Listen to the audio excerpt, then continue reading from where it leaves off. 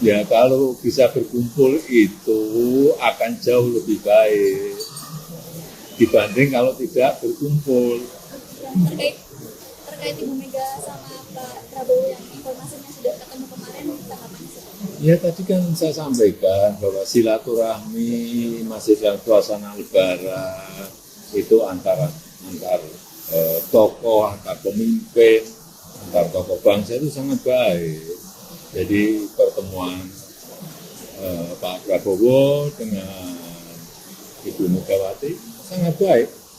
Untuk kebaikan negara sangat baik.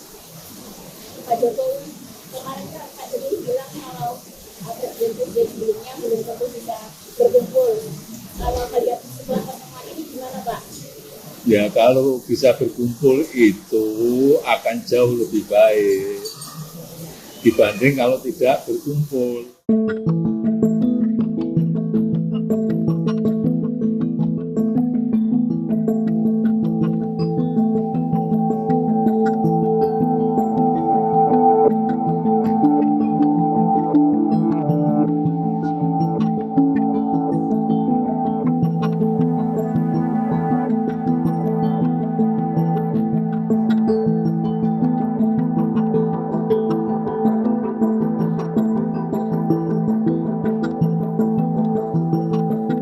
Download Tribun X sekarang, menghadirkan lokal menjadi Indonesia.